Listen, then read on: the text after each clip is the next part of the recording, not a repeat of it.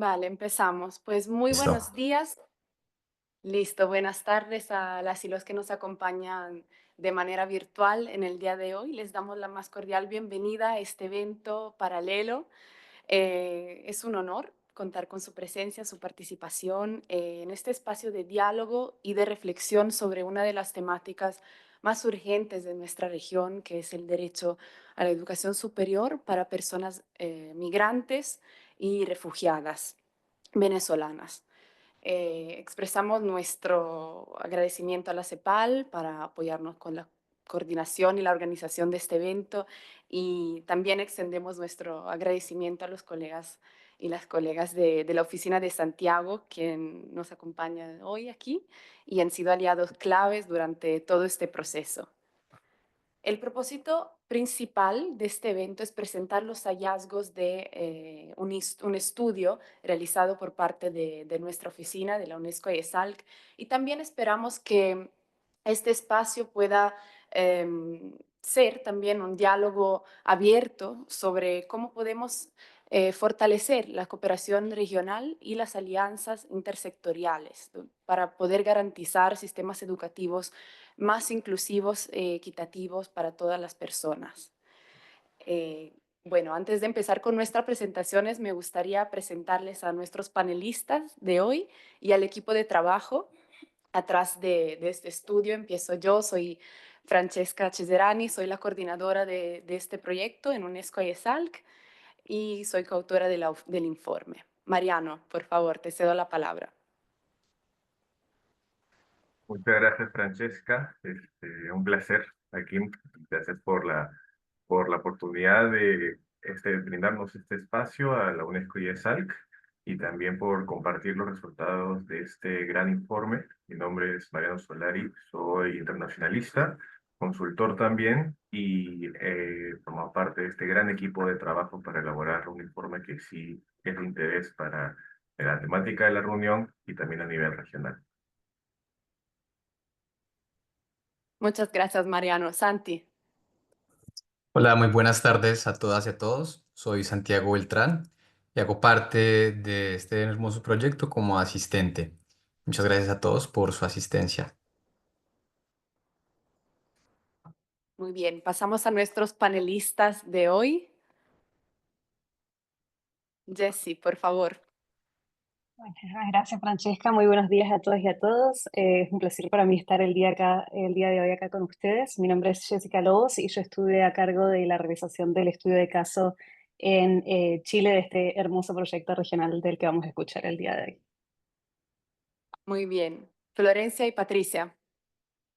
Hola, muy buenos días. Mi nombre es Florencia Zafirio, trabajo en UNESCO Santiago, soy coordinadora asociada de programa y junto a Jessica estuvimos ahí apoyando el estudio de Chile, de este estudio regional. Muy contenta de estar acá.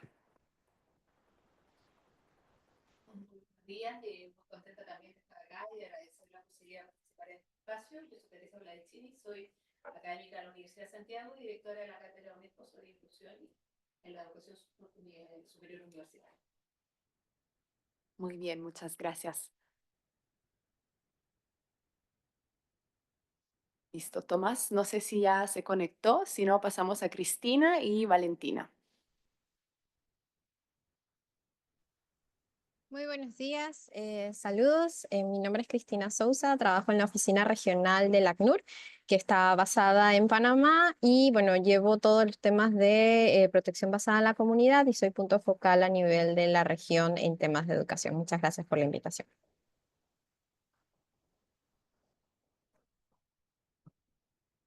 Muchas gracias por la invitación. Mi nombre es Valentina Carrillo, yo soy estudiante venezolana de la Universidad Alberto Hurtado y fundadora de la organización Jóvenes Migrantes por el Desarrollo Sostenible.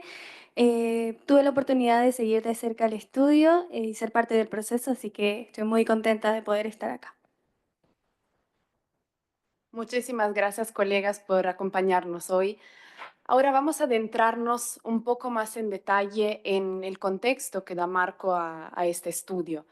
Y hablamos de la crisis mundial de refugiados.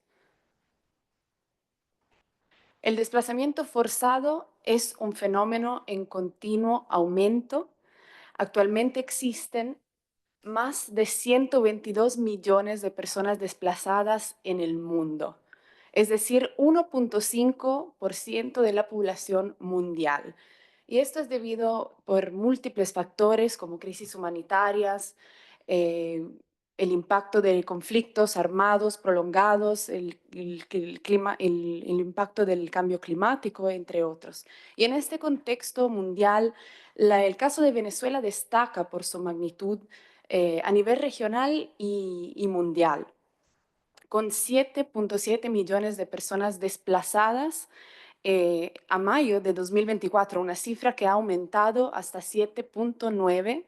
En el diciembre del mismo año, el éxodo venezolano es la crisis migratoria más grande en la historia reciente de América Latina y el Caribe. Bueno, bienvenida. Entre estas 7.9 personas desplazadas, el 85%, es decir, 6.5 millones, encontraron refugio en los países de América Latina y el Caribe. Y claro, este flujo masivo de personas ha presionado fuertemente los sistemas de protección social de los países de acogida y los sistemas educativos, causando y generando brechas al acceso a la educación superior y en su permanencia.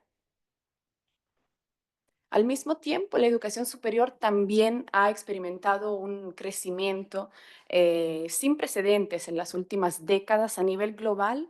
De hecho, la matrícula universitaria alcanzó 235 millones de personas, de estudiantes en la universidad en 2020, lo que representa el 40% de la población en edad universitaria. Hola, bienvenida. En América Latina y el Caribe, esta expansión también ha sido notable. De hecho, entre 1990 y 2020, la tasa de matriculación universitaria aumentó del 30%. Y claro, este continuo aumento representa definitivamente un avance. Sin embargo, persisten brechas significativas para ciertos grupos poblacionales. Y hablamos especialmente de las personas refugiadas y migrantes en situación de vulnerabilidad. Mientras la educación superior sigue creciendo, solo el 7% de las personas refugiadas logran acceder a ella. Y este porcentaje alarmante bajo nos obliga a preguntarnos qué impide que estas personas puedan acceder a la educación superior. La educación superior es mucho más que un derecho. La educación superior es un verdadero y propio motor de cambio, porque no solo es fundamental para la integración de estas personas en los países de acogida, también tienen múltiples beneficios individuales, como por ejemplo reducir el riesgo de explotación y discriminación.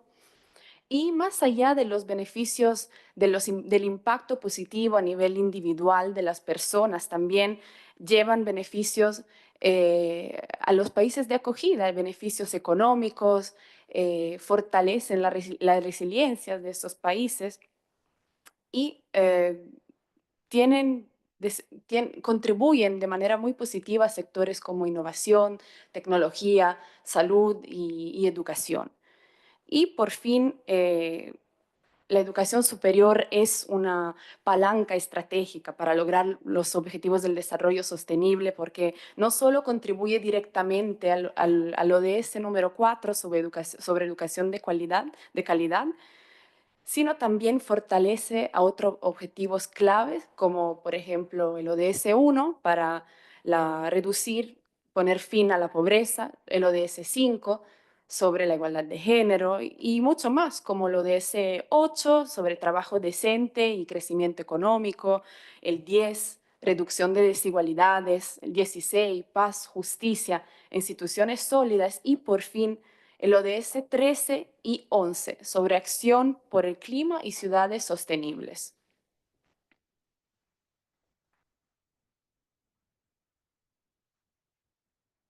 Fue ante esta situación que en junio de 2024 del año pasado, con el apoyo y respaldo de la sede central de la UNESCO de París, iniciamos este estudio porque surgió realmente la necesidad de un análisis que pudiera responder a preguntas clave como qué políticas existen actualmente en la región orientadas a garantizar el derecho de la población en movilidad en la región.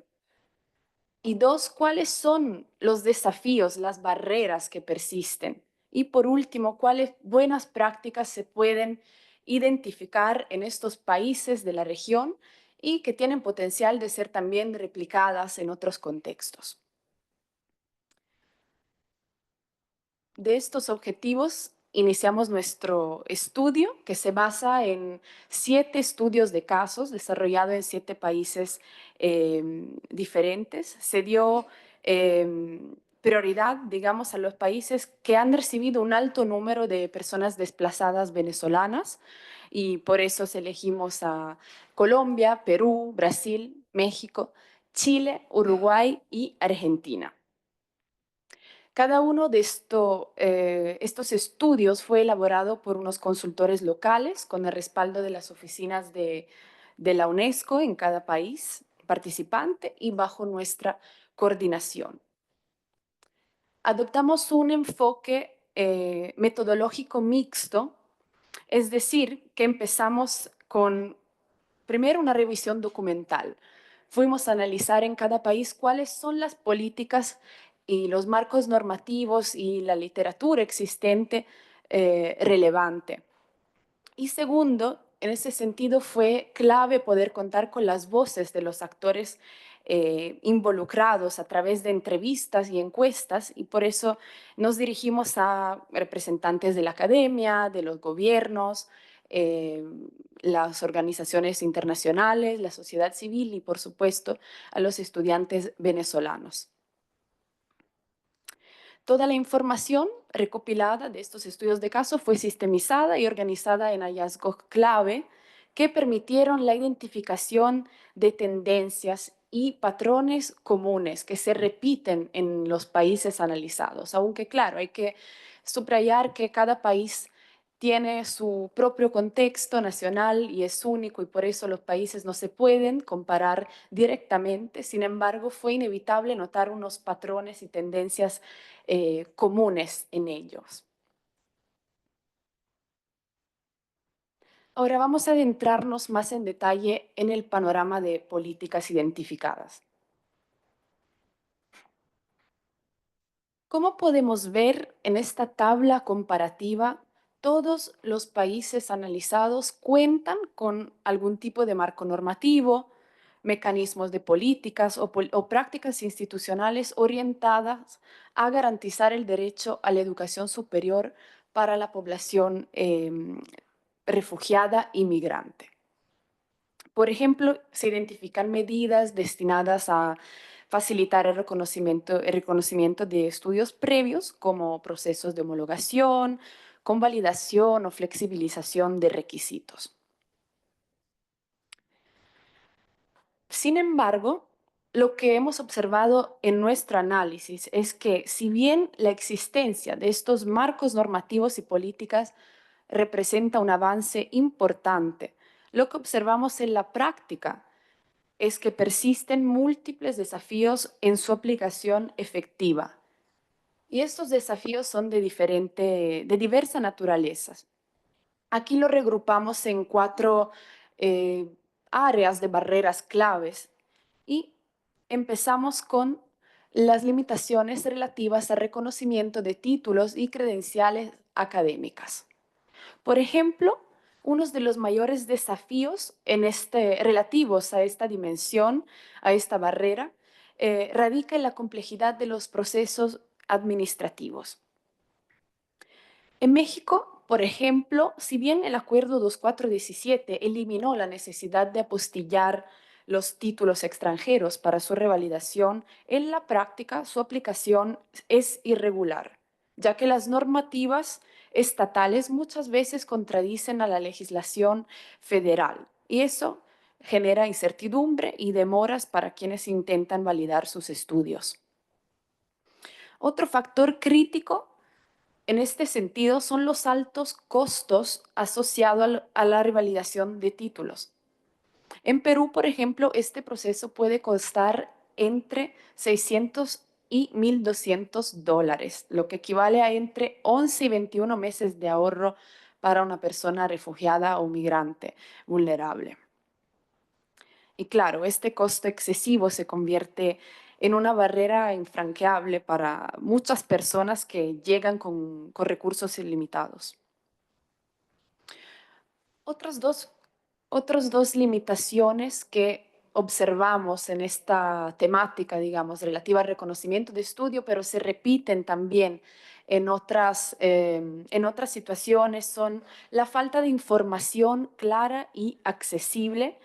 Por ejemplo, incluso cuando los trámites están disponibles, esta falta de información genera mucha confusión. Este fue el caso de Chile, como pudimos observar en del estudio de caso que hemos desarrollado, donde la descentralización del proceso de reconocimiento de títulos ha hecho que no exista verdaderamente un procedimiento único, lo que deja muchos solicitantes sin saber a dónde acudir ni qué requisitos cumplir.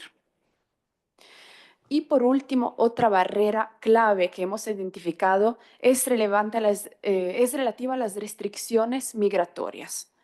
Por ejemplo, en Perú, la eliminación de los permisos temporales de permanencia ha limitado significativamente las oportunidades de las personas refugiadas y migrantes para estudiar, porque claro, sin un estatus migratorio regular, muchas universidades simplemente no permiten la matriculación de estos estudiantes.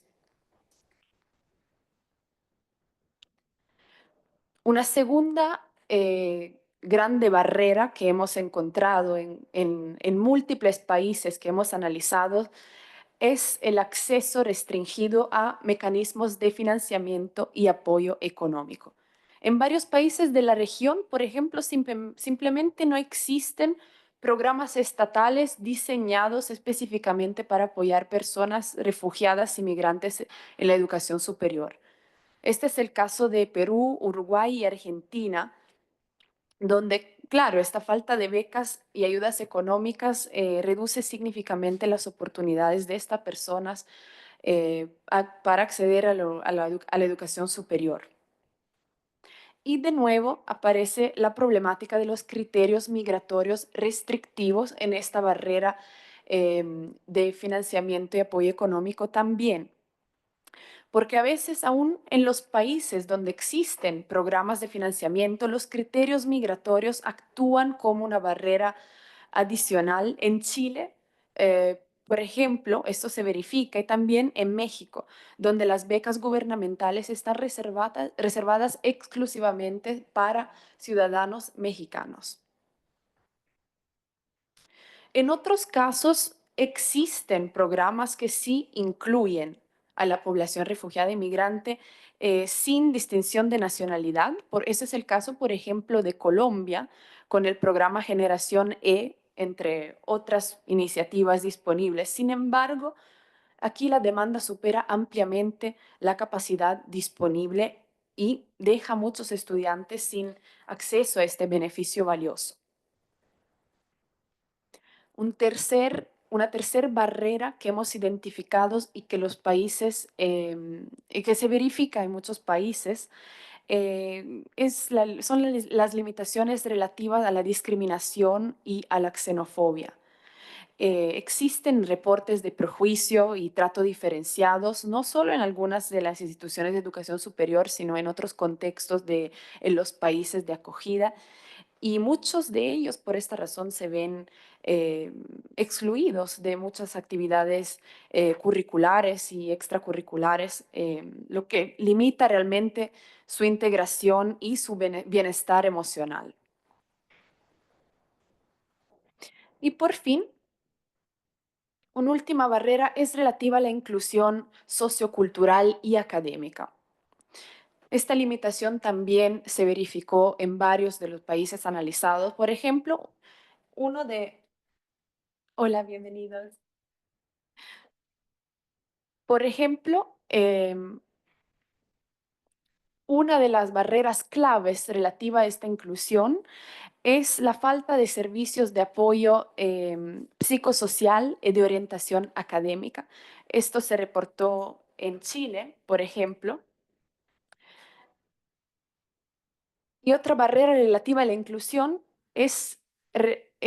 son las barreras lingüísticas. En países como Brasil, por ejemplo, la diferencia lingüística representa una limitación significativa, porque aunque muchos estudiantes logran adaptarse al idioma en la vida cotidiana, la falta de cursos gratuitos en portugués dificulta su acceso y su permanencia en la educación superior. Sin el dominio del idioma académico, muchos se encuentran dificultades en la comprensión de clases, la realización de trabajos y la integración en general en actividades universitarias. Y por fin resaltamos nuevamente el problema relativo a a los sistemas de información que se reportan como desarticulados. Ese es el caso de México, por ejemplo. Se reportó aquí la falta de coordinación entre las autoridades migratorias y educativas, lo que genera incertidumbre sobre los trámites y requisitos para el acceso a la educación superior.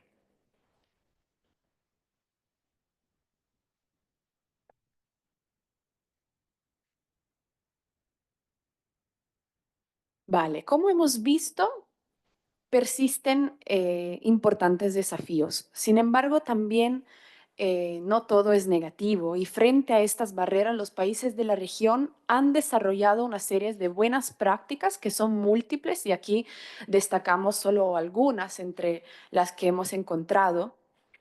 Y estas iniciativas, digamos, buscan facilitar el acceso, la permanencia, el egreso de manera diferente.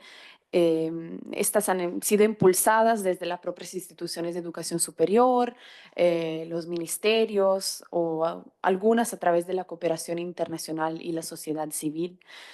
Como podemos ver, algunos países han implementado medidas para facilitar la revalidación de títulos y de credenciales académicas. Ese es el caso, por ejemplo, de Uruguay, que ha simplificado los procesos de reconocimiento de títulos, centralizando los trámites de revalidación, lo que ha reducido significativamente los tiempos de espera y ha hecho en general el proceso más accesible. Otros países han implementado medidas sobre programas de financiamiento y apoyo económico. Por ejemplo, en México y en Colombia se implementó el programa DAFI de ACNUR, que otorga becas integrales a personas refugiadas con el objetivo de facilitar su acceso y permanencia en la educación superior.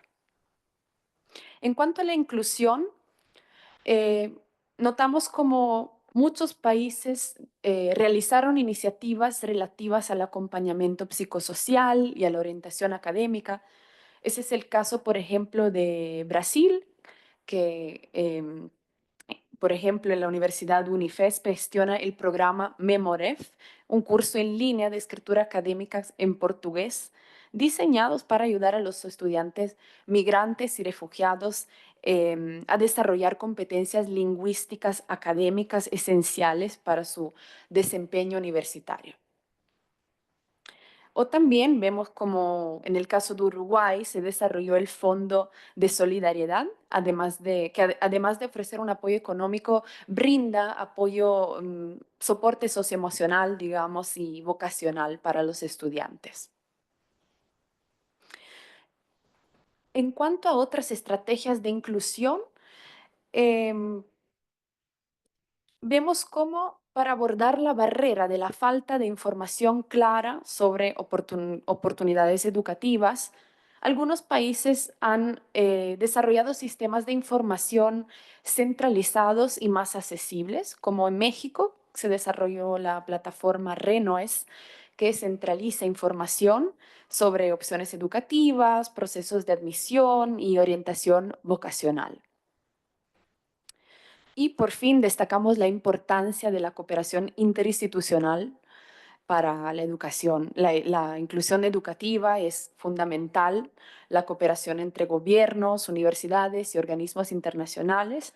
Por ejemplo, en algunos estados se ratificó el convenio Andrés Bello y el convenio regional de reconocimiento de estudios en Latinoamérica y el Caribe.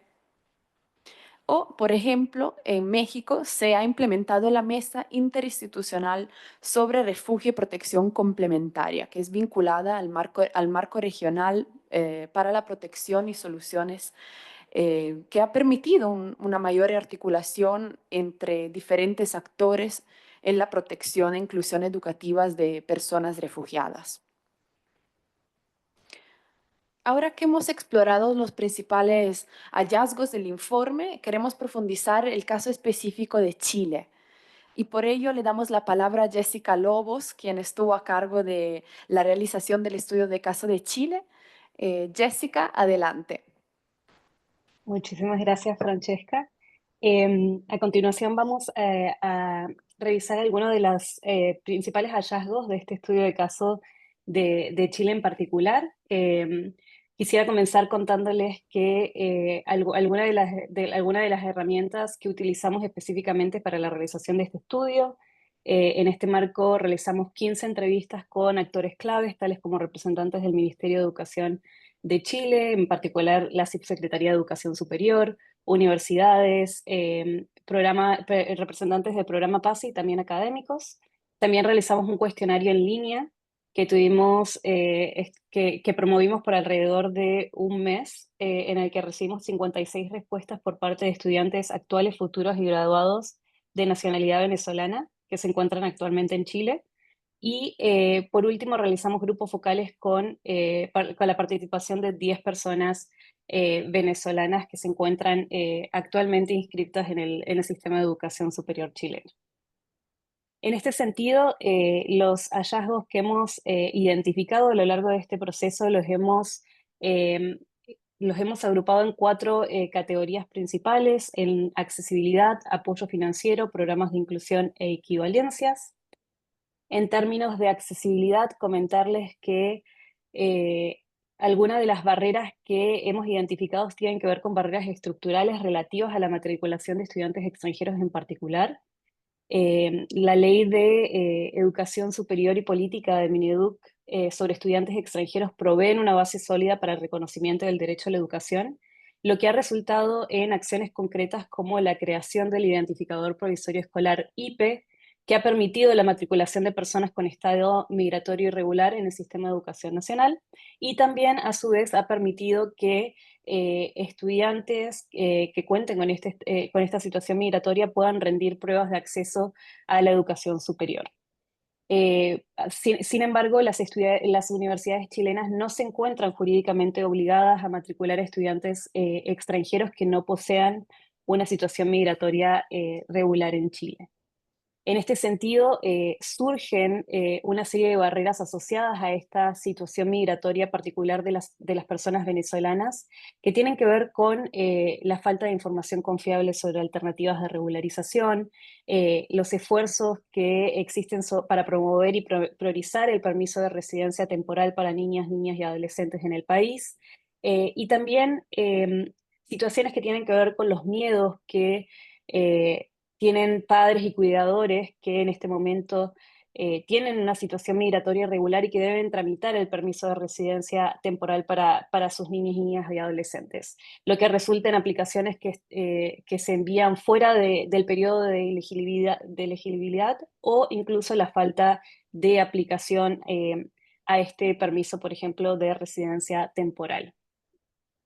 También en materia de accesibilidad nos encontramos con una falta de información accesible, clara y centralizada, sobre todo en términos de cuestiones claves para el ingreso al sistema de educación superior, tales como pruebas de acceso, proceso de postulación y matriculación, e incluso mecanismos de apoyo financiero para estudiantes extranjeros en particular. Algo que nos comentaban las personas que participaron en el grupo en los grupos focales es justamente que han notado ciertas limitaciones en cuanto al nivel de conocimiento que tal vez el personal universitario en ferias y oficinas de admisión posee en cuanto a los requerimientos y alternativas disponibles para estudiantes extranjeros en el país. Asimismo, encontramos que existen limitaciones en la comunicación entre sistemas internos gubernamentales y uno de los casos que se repitió en varias oportunidades tiene que ver con los inconvenientes que han surgido en la transferencia de historiales académicos de aquellas personas que solían tener un número IP de manera temporal y que al obtener una residencia definitiva no ven sus trayectorias académicas debidamente reflejadas en el sistema, lo que conlleva demoras o inconvenientes al momento de seguir avanzando hacia la educación superior. En términos de apoyo financiero, y hemos identificado, y también lo mencionaba Francesca en su presentación, que hay opciones de financiamiento estatal que son muy limitadas y su aplicabilidad depende de la regularización migratoria de las personas que aplican, y algunos ejemplos de ellos en Chile son la gratuidad y la beca Juan Gómez Millas. A nivel gubernamental no existen programas o iniciativas de apoyo financiero específicas destinadas a personas venezolanas. Sin embargo, hemos encontrado que algunas universidades chilenas cuentan con iniciativas de financiamiento para estudiantes extranjeros que, si bien son de carácter voluntario, se han creado y permiten que, en este caso, estudiantes de nacionalidad venezolana puedan ingresar y aceptar este tipo de beneficios. A su vez, y muy similar a lo que mencionábamos en términos de accesibilidad, nos hemos encontrado con una falta de información accesible y clara sobre las alternativas de financiamiento existente y también con demoras en procedimientos administrativos en cuanto a la aprobación de estos mecanismos de financiamiento. Algo que también ha surgido mucho durante la realización de este estudio es que los tiempos de postulación y los tiempos de matriculación a una universidad no necesariamente coinciden con los tiempos en los que los estudiantes reciben una respuesta acerca del apoyo financiero que han solicitado o incluso el proceso de regularización que han iniciado, lo que los ha desincentivado a postular en muchos casos y los que impiden tal vez que tomen decisiones específicas acerca de aceptar o no una propuesta para ingresar y comenzar sus estudios en una universidad. En términos de programas de inclusión, uno de los principales hallazgos que hemos identificado es que la red de PASE de apoyo a estudiantes extranjeros se constituye como una práctica exitosa. El programa PASE es el programa de acceso a la educación superior que contribuye a la preparación, acceso, nivelación y permanencia a la educación superior de estudiantes en la enseñanza media en escuelas públicas, el cual en el caso particular de estudiantes venezolanos cumple un rol muy importante en poder promover y brindar esa información que se encuentran disponibles para facilitar su proceso de ingreso a la educación superior. En particular, los esfuerzos de la red PASE de apoyo a estudiantes extranjeros en Macrozona Centro ha contribuido a la realización de alianzas con entidades gubernamentales y ONGs en este sentido para brindar apoyos a estudiantes extranjeros. También ha brindado orientaciones a estudiantes extranjeros que asistan a instituciones PASE. Es importante mencionar que ni la red ni el programa PASE en particular tienen como objetivo a los estudiantes de nacionalidad venezolana. Sin embargo, sí crean un beneficio y un impacto directo en estas personas. Y por último, también han promovido una estandarización del abordaje y del trabajo con estudiantes extranjeros que han empezado a institucionalizar como un modelo que han empezado a replicar y a promover en otros espacios también. En en este sentido también y bajo programas de inclusión, otra cosa que hemos identificado es la ausencia de redes de apoyo para estudiantes extranjeros y también la falta de espacios de apoyo socioemocional. Hay una gran necesidad de proveer acompañamiento y apoyo socioemocional a estudiantes extranjeros, no solo durante el proceso de transición de la enseñanza media a la educación superior, sino también una vez que los estudiantes han ingresado a las universidades y han sido matriculados, teniendo en cuenta sus contextos, sus historias y también todo lo que ellos han experimentado al momento de poder hacer realidad el ingreso a una universidad.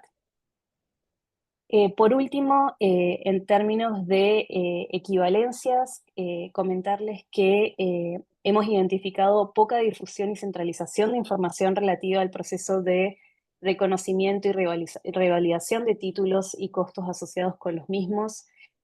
También hemos identificado un proceso de reconocimiento y o revalidación de títulos que fue escrito por las personas con las que hemos tenido la posibilidad de hablar como en un punto engorroso, complejo, lo que ha resultado también en un desincentivo para quienes buscan ya sea insertarse en el mercado laboral o continuar con sus estudios. También se ha presentado una dificultad de acceder a la documentación requerida para realizar este trámite o también para transferirse de una universidad extranjera a una universidad chilena. Esto también está muy relacionado con las dificultades que enfrentan las personas que deciden migrar, que hace que no necesariamente ellos tengan toda esta documentación a mano como para poder presentarla como parte de este proceso. Sin embargo, sí es importante mencionar y resaltar que algunas universidades cuentan en este momento con vías especiales de ingreso para personas chilenas o extranjeras que hayan completado su enseñanza media en el exterior, porque como bien comentaba Francesca, completar la enseñanza media en Chile suele ser parte también de los requisitos que facilitan el ingreso a la educación superior en el país para personas de nacionalidad venezolana o extranjera. En este sentido, algunas conclusiones generales. Chile ha impulsado diversos esfuerzos con el fin de promover la inclusión de personas extranjeras en el Sistema Nacional de Educación, incluyendo en el Sistema de Educación Superior, como hemos visto.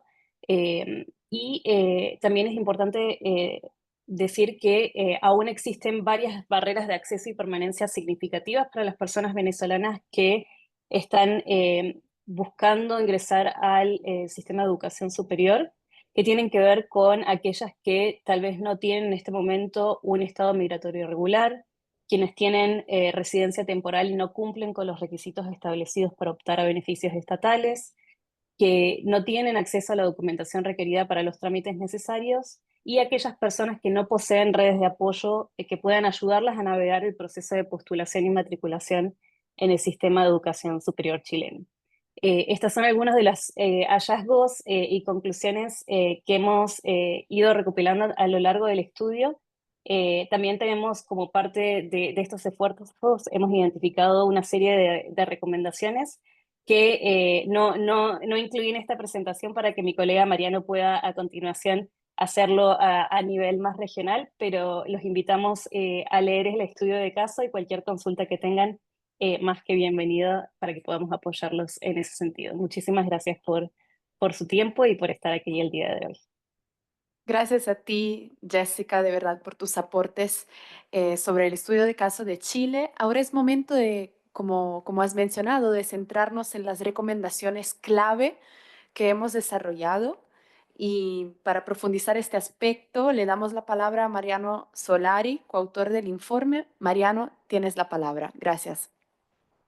Muchas gracias, Francesca. Gracias, Jessica, por las reflexiones del estudio de caso de Chile, que han sido sumamente interesantes y que la hemos tomado en cuenta para la elaboración de este estudio, de este informe, y que de acuerdo a la temática y la reunión que queremos tratar y queremos presentar también a través de este estudio, es la importancia y el valor de la integración, de la generación de alianzas. Y es por eso que buscamos presentar una serie de recomendaciones que nos aparece aquí en la pantalla, que es enfocadas a la ODS 17, en las alianzas para lograr los objetivos. Y hay que tomar en consideración, como tú dijiste, Francesca, que este estudio busca entender una diversidad de problemas y que están involucrados a un buen número de objetivos de desarrollo sostenible. Pero también hay que tomar en cuenta que cada objetivo tiene implícitamente incorporado este ODS, el 17, porque cada acción está enfocada a generar alianzas para la mejora de la calidad de vida a un público específico que se quiera ir, en este caso una población vulnerable como la población venezolana. En ese sentido, y viendo el análisis que se ha hecho, donde no se ha tenido una buena aplicación o han habido desafíos para aplicar aquellas políticas, y hay áreas grises donde la sociedad civil venezolana ha tenido que atender a esta población, proponemos 6 recomendaciones, tanto en materias de accesibilidad y regularización migratoria, reconocimiento de títulos, financiamiento económico, apoyo psicosocial, emocional. Hay que tener en cuenta que a partir de la pandemia se ha generado una mayor necesidad de las habilidades socioemocionales y es un punto que la población venezolana rescata en la materia. Y consigo también el desarrollo de sistemas de información, que es un punto muy importante sabiendo que estamos hoy en día en un mundo más globalizado, más tecnológico y el manejo de data es cada vez más necesario, tanto en el sector público como en el sector privado. Y finalmente la recomendación que engloba todo para salir adelante con el ODS 17 es el impulso de la cooperación internacional. Pero este aspecto, o todas las recomendaciones más bien, no podrían desarrollarse si es que no hay una labor conjunta, una labor interactoral e intersectorial entre los gobiernos, los centros educativos, universidades o institutos de educación superior y también los organismos internacionales.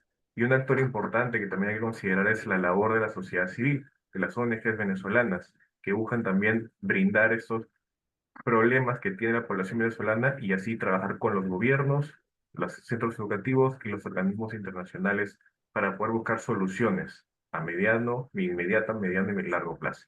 Y con eso podemos ir a más detalle con la primera recomendación hacia la accesibilidad y regularización migratoria.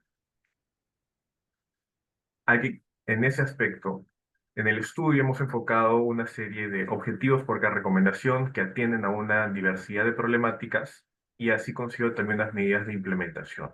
Si bien cada recomendación enfoca hacia un actor clave, como mencioné, hay que considerar el aspecto de un trabajo conjunto.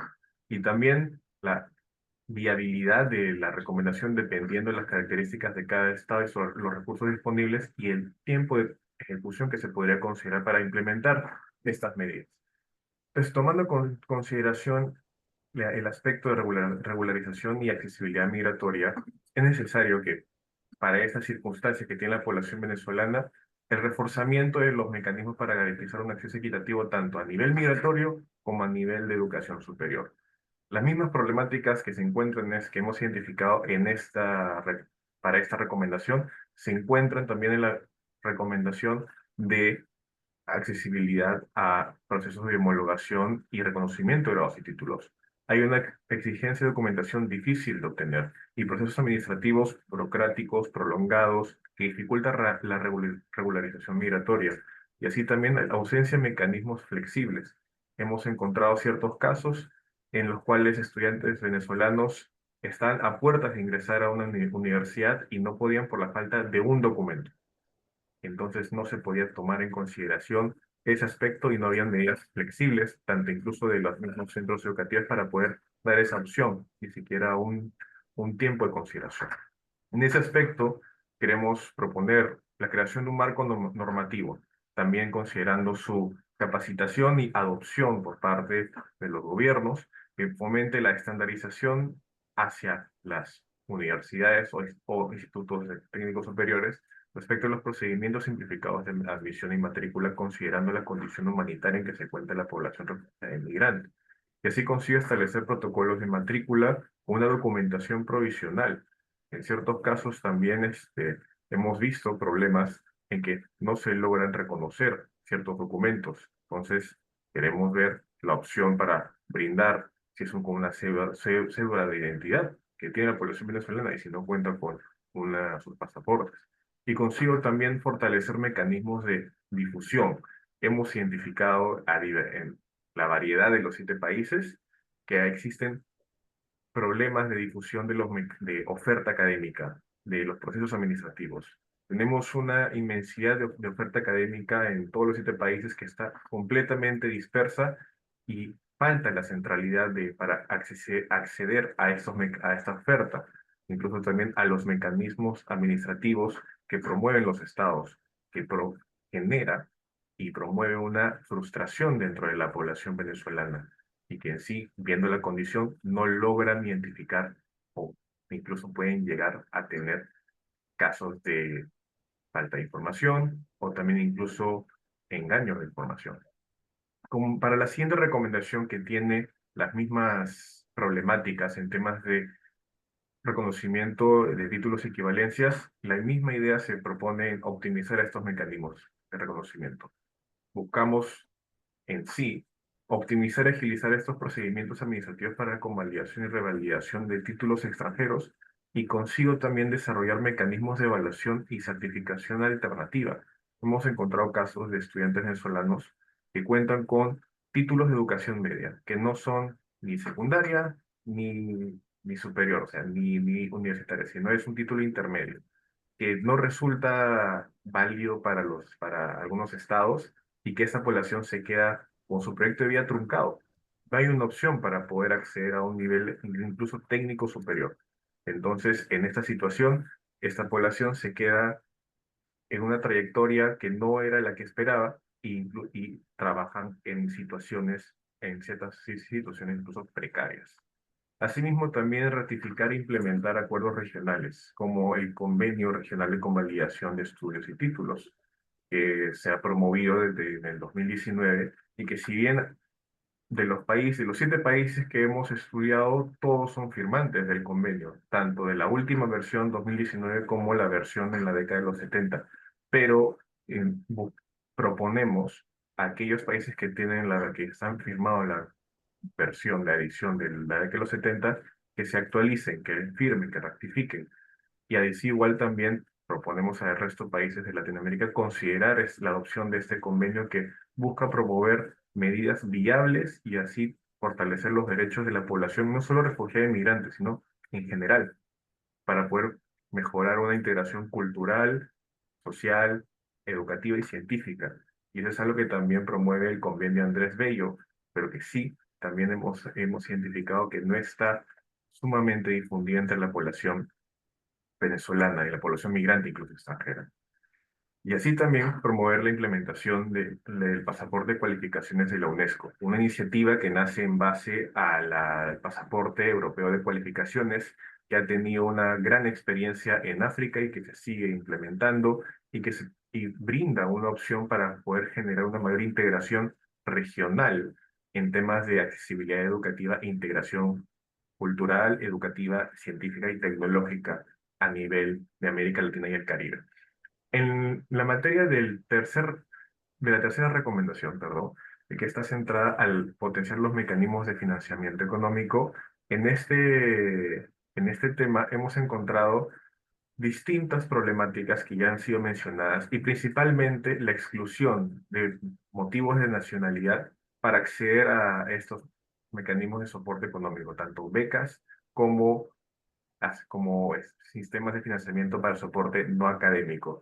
Y en sí es una pena que los estados o ciertos estados no cuenten con esta modalidad y que sí se podría tomar en consideración aquellas buenas prácticas, como en el caso de extranjeras e internacionales, siguiendo ejemplos como la beca Erasmus Mundus que tiene Europa.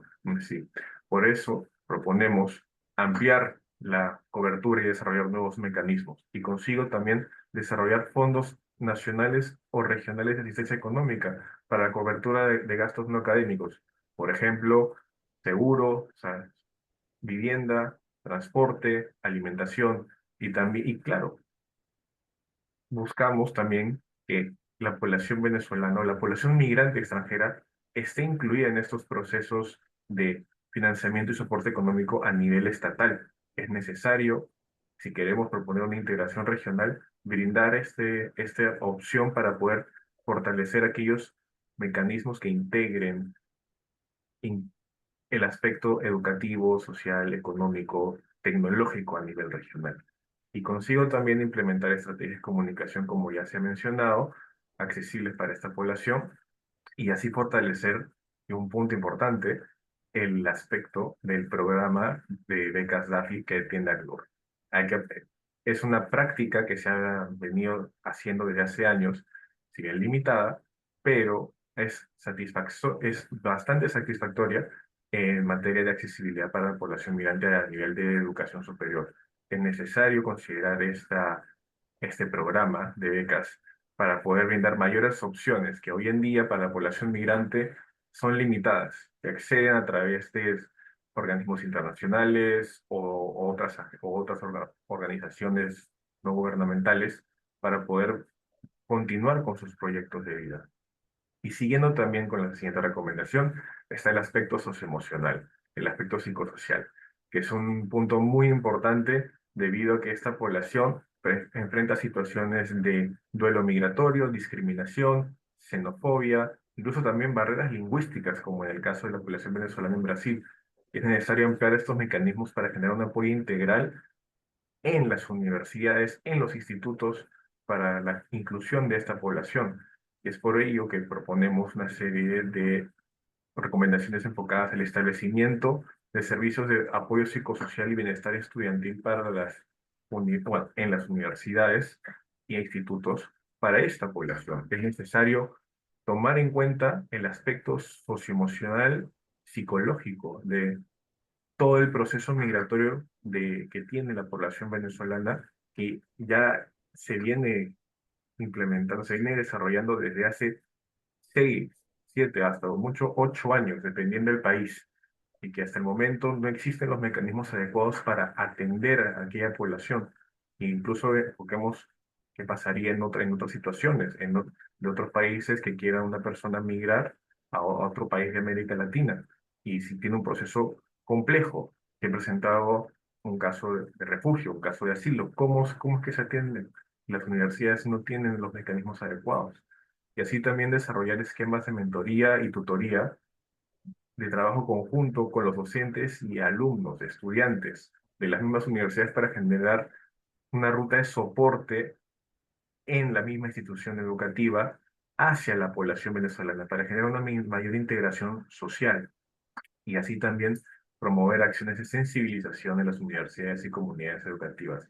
Este es un aspecto muy importante que se tiene que hacer junto con el apoyo de los organismos internacionales y también de la sociedad civil, que brindan estas opciones de capacitación y sensibilización para generar mayor incidencia en el tema. Rescato un ejemplo de la ONG Ocasiben en Perú, que ha hecho un proceso de sensibilización a la Universidad Autónoma del Perú, a docentes y estudiantes, y ha generado un proceso satisfactorio en el centro educativo para integrar a la población venezolana. Sino también con la recomendación de los sistemas de información, es un punto bastante y urgente debido a la realidad que tiene la región y la realidad del mundo. Nos encontramos en una sociedad, en un mundo altamente globalizado, con necesidades tecnológicas que cada vez van avanzando y que hay una aceleración de la historia en esta materia.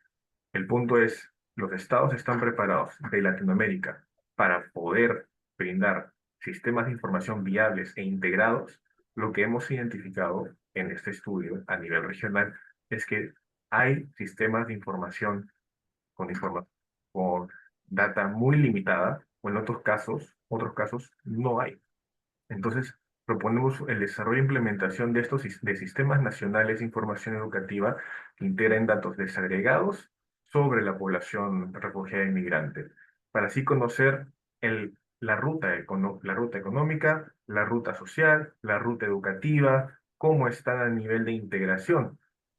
Hemos encontrado casos que existen falta de comunicación entre entidades estatales, lo que existe una falta de interoperabilidad de los sistemas existentes. No hay una información completa disponible. Entonces se tienen que desarrollar sistemas nacionales integrados de información educativa y así consigo también generar lineamientos nacionales para la recolección y actualización de datos de manera integral, conocer la ruta migratoria, la ruta de arraigo de la población refugiada inmigrante venezolana, en este caso del estudio. Y así también consigo fortalecer el desarrollo de plataformas de acceso al público. Este es un sistema, perdón, es una problemática transversal que hemos identificado a lo largo de los 7 países. No hay mecanismos de información, de acceso a la información eh, disponibles al público en temas de data sobre la población refugiada inmigrante. Y si hubiesen, son limitados. En sí, hay una falta de información que se tiene que entender y que y necesitamos, como región, como América Latina, actualizarnos y estar a la par para poder incluso fomentar una estabilidad y una integración regional. Y en ese aspecto de integración regional y trabajo cooperativo, se presenta la última recomendación, que es el fortalecimiento de la cooperación internacional para la integración de las personas refugiadas e inmigrantes a la educación superior. Hemos identificado que existe una falta de comunicación entre actores del mismo Estado, como también en acciones regionales para fortalecer la integración de personas refugiadas y migrantes extranjeras en general entre los estados. Y hemos identificado mecanismos bien limitados que fomentan esta integración. Y es por eso que en el marco del ODS 17 es necesario fortalecer la cooperación entre gobiernos, organismos multilaterales, instituciones de educación superior y la sociedad civil para promover una integración viable, efectiva de la sociedad migrante en los países de acogida y así también generar unas situaciones de ganar-ganar en temas de desarrollo económico, social, educativo, cultural y tecnológico. Y es por eso que queremos proponer la creación de un mecanismo regional de cooperación sobre educación superior y movilidad académica para personas refugiadas y migrantes. Algo que esté enfocado al este aspecto del estudio que proponemos como un foro permanente o un grupo de trabajo técnico que dé la oportunidad de compartir con pares buenas prácticas, ideas y, así posible, crear lineamientos regionales para poder fortalecer el acceso a la educación superior junto con los otros mecanismos que hay, como el Convenio Regional de Reconocimiento de Grados y Títulos y el Convenio Andrés Bello. Incluso también el proceso de Quito, que también se buscaría fortalecer la participación en el proceso de Quito y así como otros mecanismos de diálogo de la cooperación internacional, donde también participe la población refugiada e inmigrante venezolana en estos espacios para generar una mayor integración en general de la población de América Latina. Es importante considerar estos mecanismos que hay disponibles y fortalecerlos. El convenio Andrés Bello, que es una gran herramienta para la integración académica, cultural y tecnológica, pero se requiere mayor difusión y mayor promoción de este convenio para que tenga un mayor conocimiento y así también mayor participación de la ciudadanía. Y consigo también como tomar como una buena práctica el pasaporte de cualificaciones de la UNESCO, que es una gran herramienta que se está tomando en cuenta, como mencioné, en África, que ha tenido casos exitosos y debido a las circunstancias que hemos encontrado en este estudio a nivel regional, sí se da la situación para poder aplicar de manera exitosa este mecanismo que sí promueve una integración regional para acceder a estudios en cualquier país de América Latina y el Caribe. Y creo que con eso, Francesca, podemos dar un análisis completo de el estudio en sí y la evolución de las políticas y las recomendaciones para saber a dónde podemos ir como región. Y con eso podemos ir a a los panelistas para saber aquellas iniciativas y propuestas también que tienen desde sus mismas instituciones. Muchas gracias, Mariano. Muy buenas tardes nuevamente a todas y todos. Vamos a entrar con nuestro cuarto y último punto en este evento paralelo, que es el panel de discusión. Desde acá queremos abrir una conversación propositiva y ágil entre personas que desde distintos roles e instituciones trabajan por un mismo objetivo, y es el de ampliar el acceso, la permanencia y el empoderamiento de las personas refugiadas y migrantes en la educación superior. Eh, Antes que nada, vamos a tener una dinámica muy sencilla. Primero, cada panelista tendrá un espacio breve para responder una pregunta directa que esperamos tenga máximo de 3 minutos para su intervención.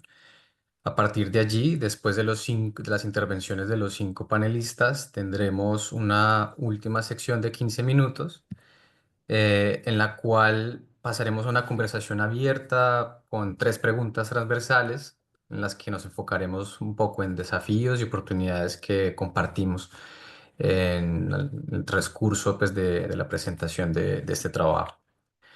Ahora bien, sin más, para el aspecto de desafíos y aprendizajes institucionales, damos la bienvenida a la profesora Patricia Pallavicini. Bien, Quisiera bueno, confirmar. sí, Perfecto, quería confirmar el audio. aquí Vale. estoy, aquí estoy, sí. Muchas Bueno, gracias.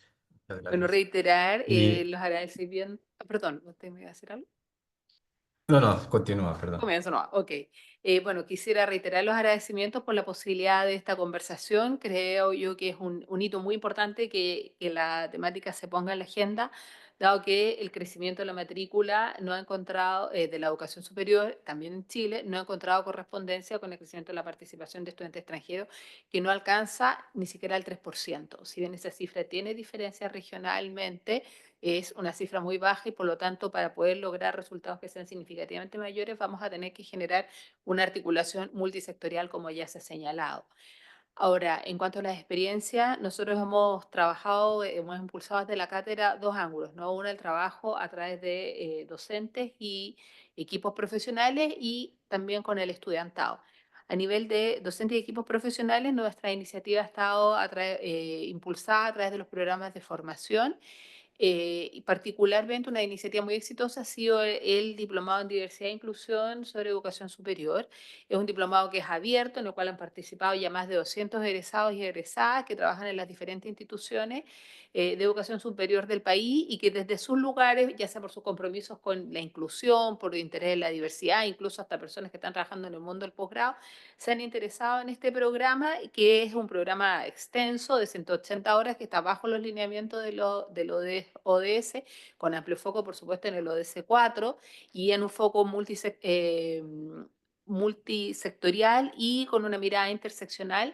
Hemos estado trabajando en diferentes módulos y tiene uno específico orientado a la temática migratoria, que se comprende en el conjunto del todo, ¿no? Pero se requiere también una mirada específica con una investigadora que ha estado trabajando en esa temática. Y ese es un diplomado que ha sido muy exitoso, que ya ha tenido más de 7 u 8 versiones y se va adecuando de acuerdo a lo que vamos observando. Y también, por supuesto, a través de los programas de formación que desde la institución se desarrollan, también impulsan las políticas de inclusión. Y a través del estudiantado, efectivamente, como se ha señalado, las políticas, el programa propedéutico inicialmente y el programa PASE, no tenían como foco específico apoyar al estudiantado migrante, pero por las características de los establecimientos a los que apoyan y los establecimientos donde se van insertando, sí se ha ido dando este resultado, ¿no? Entonces se ha ido logrando una mayor participación y para eso entonces hemos advertido que el sistema de educación superior chileno es tan complejo que se requiere también, y es complejo entender hasta para lo que hemos estado en el sistema siempre, ¿no? Entonces, en ese sentido, nos ha asistido la convicción de que es necesario poder desarrollar actividades específicas y, bueno, desde la universidad se implementa lo que se llama la Feria PASE, que es una feria específica donde se provee información sobre los programas, pero también el año pasado implementamos un programa nuevo que es el programa La Academia de Transición, es una academia piloto que está orientada a estudiantes que habiendo sido habilitados por el cupo PASE, no se matriculan, ¿ya?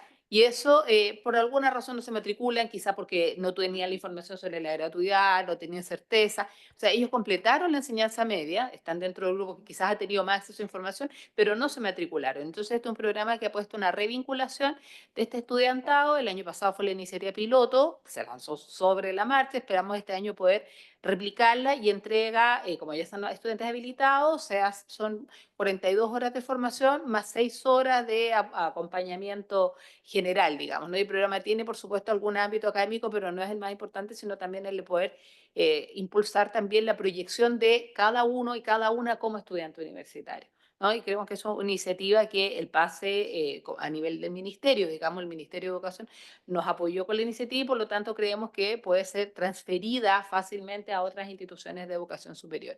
Y también nos hemos ubicado ahora un proyecto de revinculación bajo este mismo concepto, un proyecto de vinculación con el medio a nivel institucional que lo que busca es que estudiantes egresados de la enseñanza media en Chile, en el extranjero o incluso aquellos que hayan estado en la educación superior pero que hayan desertado, puedan participar de talleres de acompañamiento y orientación que puedan atacar los focos que aquí se han señalado en materia de accesibilidad, transparencia de la oferta formativa, ordenamiento y poder también tener ese espacio de conversación, ¿no? Y de orientación más específica como qué es lo que a ti te gusta y cómo te podemos acompañar. Este es un proyecto al cual postulamos junto con la Fundación Portas, que es una fundación que también trabaja en acompañamiento a la educación superior y estamos muy, muy contentos porque sabemos que es una iniciativa que bueno, vamos a compartir la experiencia y si resulta exitosa, por supuesto, también se pueda replicar con los resguardos para la pertinencia regional también, comprendiendo que la realidad que observamos en zona centro no es la misma que se observa en la zona norte o en la zona sur. Muchas gracias, doctora Patricia. Vamos con nuestra siguiente pregunta y panelista. ¿Cómo puede fortalecerse la articulación entre gobiernos, instituciones de educación superior y organismos multilaterales para garantizar el reconocimiento de títulos y cualificaciones de estudiantes refugiados y migrantes? Damos la bienvenida a Florencia Zafiro. Gracias, muchas gracias. Bueno, creo que se han dicho ya algunas ideas que van en la línea, ¿no? de la coordinación. Y creo que este estudio quizás es el puntapié de eso también, porque yo diría que lo primero para generar coordinación es visibilizar el enorme capital humano que los países están desaprovechando al no em, reconocer, ¿no? los estudios, los saberes previos de quienes están migrando a sus países. Y en ese sentido, para poder realmente propiciar una coordinación hay que poder basarse y mostrar estos datos, mostrar datos sólidos que generen evidencia a través de estudios, de investigaciones, que logren dimensionar cuánta es esta población y cuáles son las barreras a las que se enfrentan, ¿no? Yo creo que en ese sentido este estudio es muy relevante y creo que también ahí tanto los organismos de Naciones Unidas como las universidades y la academia tenemos un rol no solo en producir este conocimiento que es clave, sino que también un rol de incidencia política, porque finalmente un poco como decía Patricia, ¿no? Estamos dándole visibilidad a un tema que no está dimensionado muchas veces en nuestros sistemas. Eh, Creo que ahí es clave que generemos información que muestre la urgencia de poner el tema y presionar para que haya mecanismos propiamente tal. Y ahí eso puede parecer quizás a ratos un poco obvio, pero es fundamental crear esos espacios de diálogo técnico donde estos actores puedan coordinarse y alinear esfuerzos, porque el tema del reconocimiento de títulos involucra perspectivas tan distintas, ¿no? Desde las regulaciones nacionales hasta los estándares académicos de las universidades, que es clave contar con instancias de participación, de coordinación, donde se pueda llegar a soluciones consensuadas. Yo creo que esto tiene el desafío de que tenemos que poner de acuerdo a actores que muchas veces tienen intereses muy diversos, ¿no?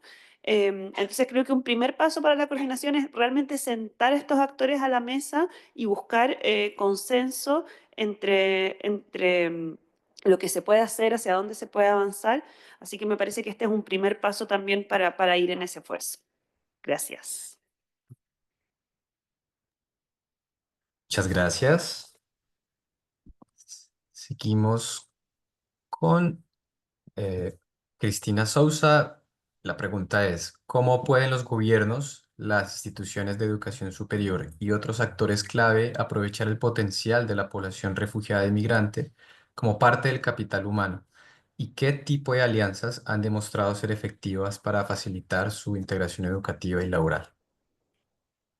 Muchas gracias, Santiago, y muchísimas gracias por la invitación. Yo creo que todo lo que se ha mencionado anteriormente viene a abonar un poco justamente a este ejercicio de comprender, ¿no? La capacidad, la resiliencia, pero las competencias de las personas que ya traen y que no necesariamente por su condición en desplazamiento, ya sea como persona refugiada o como persona migrante, no pueden aportar. Y ahí un dato importante es que desde la ACNUR, como ya lo mencionó Francesca, actualmente solo el 7% de la población mundial, o sea, ni siquiera hablamos solo de la región, sino población mundial, tiene acceso al sistema educativo terciario. Y esto es un número que, aunque parezca muy chiquito, porque realmente lo es en comparación de las cifras, ha sido un logro del trabajo colectivo, no solamente de la ACNUR, sino de otras agencias de Naciones Unidas, socios, las mismas personas quienes han abogado por los derechos de incluir a las personas refugiadas en los sistemas educativos y también pues de los mismos estados que de alguna manera u otra han tenido la voluntad de abrirse y crear espacios de oportunidades. Sin embargo, la meta aún sigue. Para el 2030 quisiéramos hablar de un 15% de estudiantes refugiados dentro del sistema educativo terciario. Y para esto se ha trabajado fuertemente en diferentes aspectos. Primero, como ustedes saben, tenemos el Foro Mundial de Personas Refugiadas, que es en el marco del Pacto Global, que ha hecho una alianza educativa donde existen una serie de actores claves que buscan potenciar las oportunidades y las capacidades de los estudiantes. Esto está en distintas líneas. Por un lado, el trabajo con las mismas universidades. ¿Por qué? Porque muchas veces existen oportunidades que para nuestra región no llegan a poder materializarse por distintas razones, porque son universidades en otras regiones que el idioma se convierte en una barrera para poder aplicar en parte de la mayor parte de nuestras poblaciones, porque los requisitos de los estudios previos, ese reconocimiento o esa documentación no la tienen consigo. Entonces es una serie de procesos de un llamado que debemos realizar para que más universidades se sumen al ejercicio de comprender cómo flexibilizar los sistemas de acceso a los sistemas terciarios. Y esto está ligado incluso legalmente y normativamente a través de la Convención de Ginebra de 1951, cuando nos habla sobre la ayuda administrativa. Y justamente la ayuda administrativa, además de que tal vez se pueda ver solo para acceder al sistema de asilo, habla por los distintos procesos que una persona requiere alcanzar para lograr una integración plena y efectiva y lograr esa solución duradera que le permita establecerse en un país de una forma segura y donde sus derechos fundamentales estén protegidos. De ahí la importancia de trabajar coordinadamente. Estoy muy contenta de lo que escuché de esta idea de la propuesta del mecanismo porque justamente es el llamado que debemos hacer a partir del levantamiento de estas informaciones. Y más en el contexto actual en el que estamos, donde programas tal vez como el DAFI u otros procesos se podrán ver un poco empañados porque dependen 100% de la cooperación global. Entonces, ¿qué pasa cuando esta cooperación no es tan fuerte o cuando necesitamos aumentar esos números para que otros se vean beneficiados también con el programa? Ahí es donde entran estas alianzas claves de las universidades y de otros actores que permiten el acceso, tanto en flexibilizar lo que tiene que ver con los reconocimientos de títulos, pero también el proceso de transición a ese sistema educativo que debe ir acompañado justamente de lo que ustedes ya mencionaron, de ese acompañamiento psicológico o psicosocial. De ahí, pues, entonces, esta importancia de seguir trabajando tanto en los procesos regionales ya existentes, no solo Quito y el MIRS, sino también en los procesos de seguimiento del Plan de Acción de Chile, de Cartagena, en donde también reúne a los estados, pero también posicionar el tema en diferentes foros donde se reúnen los países. Es fundamental también darle voz a los mismos estudiantes refugiados, quienes son los que han pues logrado ingresar o han ganado oportunidades y que se convierten también en ese ejercicio fuerte de abogacía, de incidencia frente a los distintos sistemas para ver cuál es el efecto o la consecuencia positiva de abrir justamente las puertas.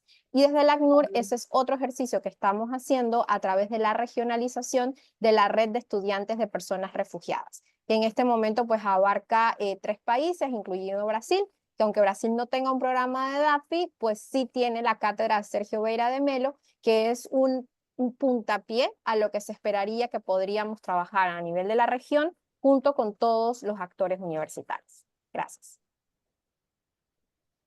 Muchas gracias, Cristina. Seguimos con Tomás Páez Bravo. Aprovechamos para que también el profesor Tomás pueda presentar brevemente. Y la pregunta es, ¿cómo influyen las políticas del país de acogida en la integración académica y profesional de esta población? ¿Y qué medidas pueden tomarse para mejorar estos procesos? Carmen. Bueno, primero, gracias y felicitar a la UNESCO por esta iniciativa. De verdad que considerar a las diásporas, no solo a la venezolana, sino a las distintas diásporas, vale oro. Y además vale oro el tema de la educación. Y como decía la representante de Chile, no recuerdo ahorita el apellido, hay que evitar el desaprovechamiento del capital humano. Creemos que para esto hay que avanzar en varias cosas. Una primera es entender que la política social tiene muchas aristas que no depende de un programita piloto, sino de una incidencia sobre distintos actores, gremios, empresa privada, sector público, organizaciones de la diáspora. Creo que lo mencionó Cristina. Necesitamos que la sociedad civil actúe. Esas más de 1000 organizaciones de la diáspora, en el caso venezolano, que operan en Latinoamérica, son interlocutores válidos para relacionarse con 8 millones de personas, 7 millones de migrantes en toda la región. Pero se necesita además un principio, entender que el ser humano, la persona, el migrante, es un activo del que se benefician, por un lado, el migrante mismo, por otro lado, la comunidad que los acoge, porque la gente no migra a países, sino migra a localidades, y a los países donde se origina. Y por otro lado, para ir cerrando, creo que la integración académica necesita, la oferta académica necesita flexibilizarse, necesita darle respuestas más rápidas a la situación del mercado, no solamente carreras de larga duración, sino carreras cortas, por ejemplo, en el ámbito de las nuevas tecnologías de la información y la comunicación, en el alma. Creo que ahí hay la necesidad de flexibilizar, pero también de crear redes. Y esto se presenta como una oportunidad para la UNESCO, creo yo, para desarrollar un proceso de integración académica. Estoy pensando en todo lo que puede ser el Pacto Amazónico y las universidades de los países, 7, 8 países que integran el Pacto Amazónico, donde hay universidades operando, o las universidades fronterizas, caso por ejemplo Colombia, Guajira, Santander o Cúcuta con Venezuela, pero no solamente, estoy pensando Costa Rica, Nicaragua, etcétera. Entonces, felicitarlos, creo que allí hay una información valiosa y me quedo con esa noción del mecanismo como punto de partida para pensar en un conjunto de políticas de desarrollo regional que integre a las diásporas y saque provecho del capital humano en el mejor sentido del término. Muchas gracias, profesor Tomás. Damos la palabra a Valentina Carrillo con la pregunta: ¿qué importancia pueden tener las redes de apoyo institucional y social en un proceso de integración y empoderamiento? Gracias, Andy. Bueno, lo primero que yo quiero decir es que estoy muy agradecida de participar de este espacio, porque además el tema de la educación superior es algo que a mí me apasiona, tiene que ver con temas de experiencia de vida también.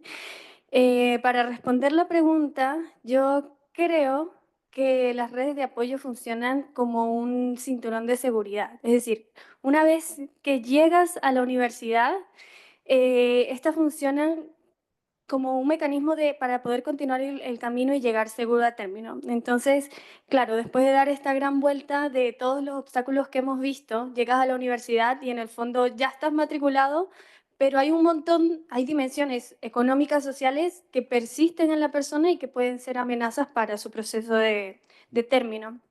Entonces, creo que en el ámbito institucional, la relevancia es poder entrar. O sea, y ahí yo quiero destacar el tema de la gratuidad, porque sí que es cierto que la mayoría de los estudiantes migrantes y refugiados se concentran en escuelas con altos niveles de vulnerabilidad, de pobreza multidimensional, etc. Entonces, la gratuidad es ese piso mínimo básico de poder ingresar y incluirte en este proceso. Y Yo creo las universidades, algunas también tienen becas en estas redes de apoyo institucional, becas son para personas que no han logrado obtener la gratuidad, entonces tienen becas de alimentación o de impresión y todo suma en ese sentido. Pero yo creo que hay un vacío importante con temas relacionados más con el ámbito social, ¿no? De la persona. Por ejemplo, este año en la Universidad Alberto Hurtado se hizo por primera vez al inicio del año la bienvenida a estudiantes migrantes. Y fue algo súper lindo porque el rector se tomó el tiempo de ir a sentarse, a hablar, a conocer a los chicos. Estuvimos todos, estuvimos estudiantes migrantes de de años más avanzados, dándoles esa bienvenida. Entonces fue un espacio súper, súper, súper lindo. Y como hablaba la relevancia del tema más social, ¿no? Yo creo que después de entrar a la universidad, imagínense poder encontrarse con un backup de gente que está ahí apoyándote, diciéndote que estás en el camino, que eres parte de algo. Yo creo que eso te da un empoderamiento y una sensación de pertenencia que te impulsa a cosas a atreverte a cosas que tú ni siquiera tal vez sabías que podían existir. Entonces, yo creo que la comunidad educativa, funcionarios, profesores, la gente que en el fondo ya pasa a ser tu red, tu amigo, son ese abrazo, ¿no? Después de entrar a la universidad. Y en mi experiencia, yo creo que la profundidad que tienen ese tipo de relaciones son de verdad tremendas. En mi caso, y me pongo de ejemplo porque bueno, es lo que yo he vivido, yo cuando entré a la universidad no habían esas redes de apoyo y creo que todavía no las hay. Más allá de esta bienvenida que se hizo, que es un paso, pero no hay, no sé, una oficina de migrantes, como un lugar a donde uno pueda acudir que esté pensado para esta población que va a seguir entrando a la universidad. En mi experiencia, yo fui la que tuve que acercarme a los profesores, mostrarles ese interés de yo soy, no sé, me acuerdo perfecto, la persona que me hizo la entrevista para entrar a la universidad terminó siendo mi profesora. Y cuando yo la vi, tenía como esa necesidad de expresarle el agradecimiento por haber dado el sí para yo poder entrar a la universidad. Y hasta el día de hoy nosotras tenemos una tradición de que todos los fines de semestre vamos a almorzar juntas y ella ha seguido mi proceso súper de cerca. Entonces, la profundidad que se crea cuando un estudiante migrante siente que hay ahí como un backup diciendo, vamos, tú puedes, dale, creemos en ti, eso hace toda la diferencia. Así que hay un vacío allí que tal vez no el estudiante tiene que dar el primer paso para acercarse a eso, sino que haya una red que pueda brindar ese tipo de apoyos. Así que muchas gracias. Muchas gracias, Valentina. Y ahora vamos a la segunda sección de este panel. Vamos a entrar ya a un diálogo abierto de 3 preguntas transversales. Serán contestadas en el orden y en el deseo que ustedes quieran. No hay necesidad de que se conteste de manera pues, ordenada. La pregunta primera es, ¿qué medidas regionales pueden adoptarse para facilitar el reconocimiento y la convalidación de títulos académicos entre personas refugiadas y migrantes que no cuentan con la documentación completa, que tampoco pueden cumplir con los requisitos de legalización o apostilla y además enfrentan serias dificultades para obtener estos documentos en su país de origen? La segunda es cómo podemos desde nuestros distintos roles, responsabilidades y capacidades institucionales o personales contribuir de forma activa a combatir la xenofobia y fortalecer una cultura de inclusión hacia las personas refugiadas y migrantes. Y por último, ¿qué oportunidades ofrece la educación superior para que las personas refugiadas y migrantes construyan un proyecto de vida estable y contribuyan asimismo al desarrollo de sus países de acogida? En este Gracias, sentido, Santi. Perdón. Ale, sigue. Nada, solo quería añadir que estas preguntas están abiertas para los y las participantes también. Así que si quieren intervenir, están bienvenidas y bienvenidos. Gracias. Gracias.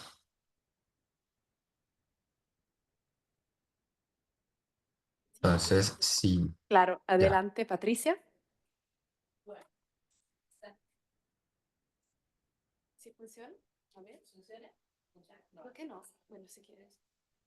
Ahí sí, ya.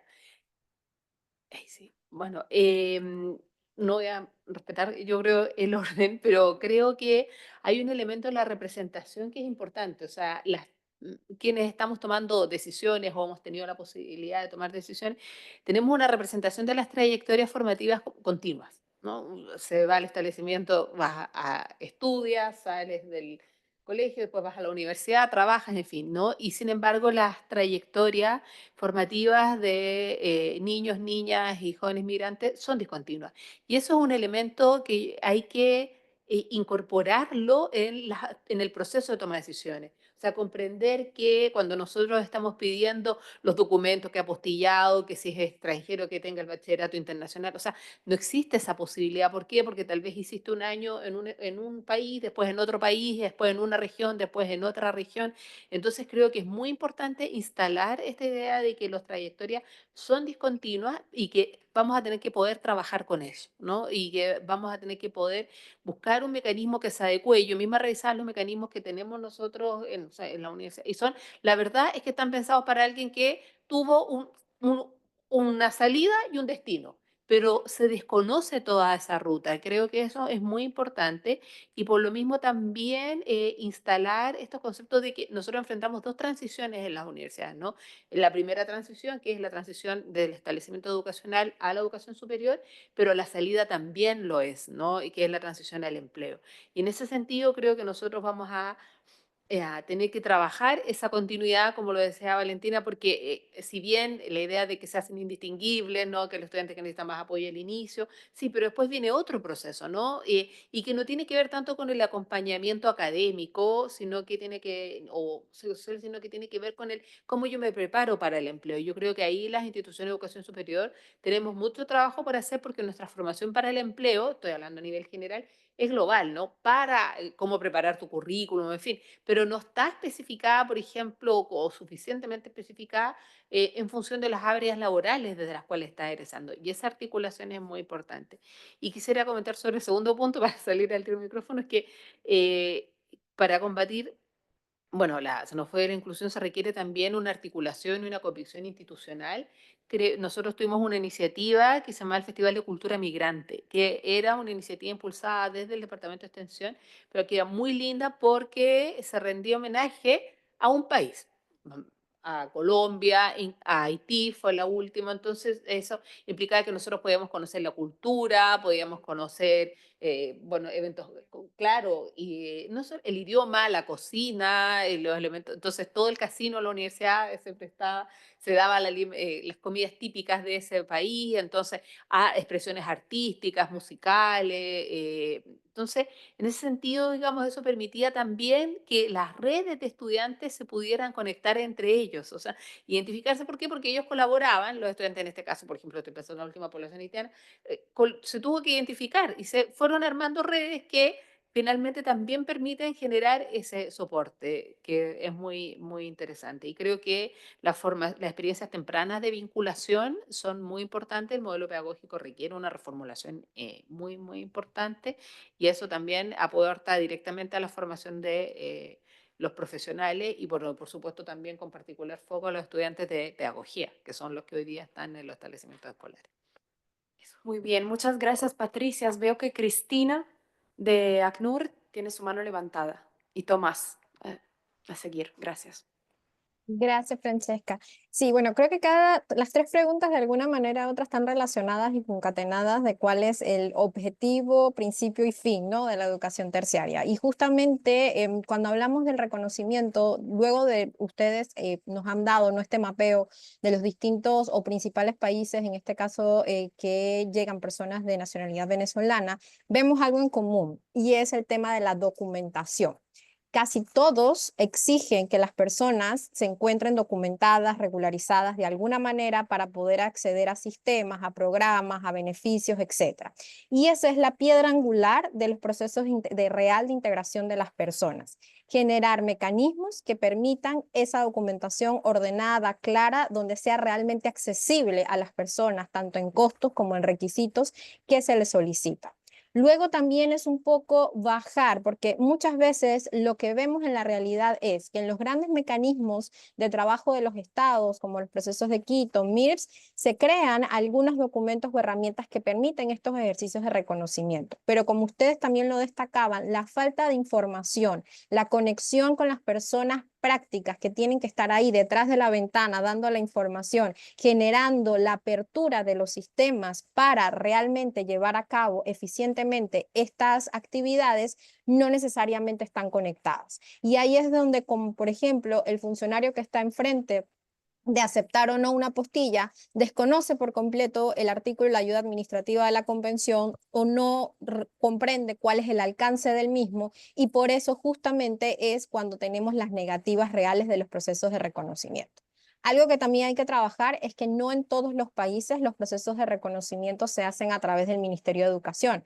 Hay algunos países que, dependiendo de la forma en que están estructurados, tienen otros organismos dedicados específicamente a educación terciaria, y que muchas veces no estamos tal vez trabajando tan de la mano con estos organismos. Y eso es otro ejercicio que hay que hacer, porque también el nivel o la estructura sobre la cual trabajan no necesariamente tiene este enfoque, ¿no?, de integralidad y de ver un poco más allá justamente de una trayectoria continua, ¿no?, como mencionaban anteriormente.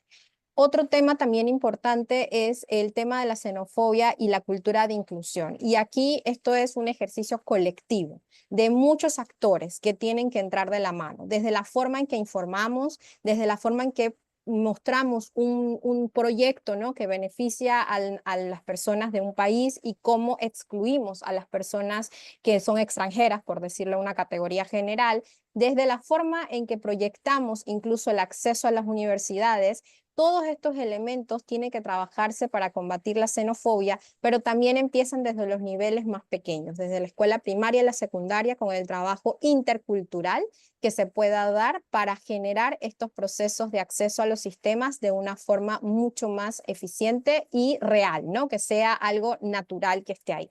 Y por su parte, como ya lo mencioné, una persona que puede acceder, que se siente con la oportunidad de generar una carrera, ya sea una carrera universitaria o una carrera técnica que sea mucho más corta, le da a esta persona la capacidad de desarrollar no solamente sus competencias y capacidades, sino que también pensar, ¿no?, en cuál puede ser su rol dentro de esa sociedad, a ese nuevo país que llegó. Cómo encontrar estabilidad de la forma en que considere que para ellos significa estabilidad dentro de ese país. Si yo siento que no tengo oportunidades, es donde vemos los movimientos subsecuentes, ¿no?, de que la persona decide que en este lugar no puedo estar y empieza a moverse de un lugar a otro, porque no existe o no siente que estén estas capacidades. Entonces, la educación terciaria o la educación en temas generales crea entornos protectores que son un indicativo de que va a poder desarrollar capacidades para establecerse y tener una solución duradera a mediano y largo plazo. Cambio. Muchas gracias, Cristina. Tomás, ¿quieres intervenir? Sí, aunque estoy teniendo problemas con internet, lo siento aquí en mi ordenador, pero a ver, yo creo que es importante abordar esta temática con la idea ese del mecanismo. ¿Qué mecanismo crear que permita alianzas entre universidades, compartir materias comunes, compartir carreras comunes? Es decir, cuáles son los requisitos que se exigen en uno y otro lugar, en el entendido que esto no lo resuelven solo las instituciones de educación superior. Aquí hay gremios. El gremio médico tiene una forma particular de abordar, igual que el gremio de los ingenieros, una forma particular de abordar las exigencias para el ejercicio de las distintas profesiones. Yo creo que hay que ir avanzando y aprovechar esto para ir creando alianzas y redes latinoamericanas. En principio, yo creo que además podemos pensar en redes iberoamericanas de reconocimiento. Yo creo que el marco que proporciona el convenio Andrés Bello lo permite, facilita ir pensando en estos temas. Y esto nos lleva a una segunda consideración. Las ideologías pesan mucho. Nosotros los venezolanos estamos viviendo ahora la identificación nos tocó ahora a nosotros, antes les tocó a los irlandeses, antes a los italianos, después a los colombianos y ahora nos toca a nosotros, a los venezolanos, ser asociados a mafias, ser asociados a delincuencia, etc. Yo creo que no es fácil combatir esas creencias, pero si estamos en capacidad de producir documentos con información seria, el estudio que ha hecho la gente de la Universidad de La Sabana o el estudio que ha hecho la gente de la Universidad de Austral permite entrar en las salas de redacción de los distintos medios, incluso las plataformas, para informar, y eso no resuelve, pero informa acerca de los prejuicios que son, además, lo que le llama la atención a uno es que no tienen fecha de caducidad, son los mismos, ¿no? Destruyen empleo, violencia, cambian la identidad, son los que crean la violencia, antes no existía en nuestro país la violencia, etcétera, etcétera, ¿no? Y en el plano local, yo creo que hay experiencias diseñadas por las organizaciones para trabajar en agendas locales en las que participan las universidades junto a el sector privado. Yo creo que el sector privado es un socio fundamental de este tema. Pero, y dos ideas últimas, el tema de la formación universitaria se está modificando, digamos, la cosa de las carreras de 5 años, los posgrados, etcétera, se están flexibilizando. Lo demuestra el cambio que dio Europa con el proyecto Bolonia, digamos, que al final tanto nos dará en la orilla para morir casi que ahogados en un modelo similar al de Estados Unidos, carreras muy cortas. Entonces, la obsolescencia del conocimiento obliga a dar respuestas urgentes, rápidas, a un proceso de cambio tecnológico y de información que requiere respuestas urgentes. Estoy pensando en una de esas respuestas, la economía silver. Nosotros necesitamos, en Panamá se está desarrollando ahora un proyecto interesante en una de las universidades y parte de la diáspora y parte del crecimiento poblacional en Latinoamérica es el de la economía silver. Entonces, bueno, darle respuesta a cómo utilizar esas capacidades requiere inteligencia, pero requiere también flexibilidad para poder atender esa nueva realidad, esos nuevos procesos de transformación. Gracias, Tomás. Creo que hay una participante que quiere intervenir. Muchas gracias. Buenas tardes ya. Mi nombre es Nieves Hernández, soy coordinadora ejecutiva del programa PASE de la UNCE.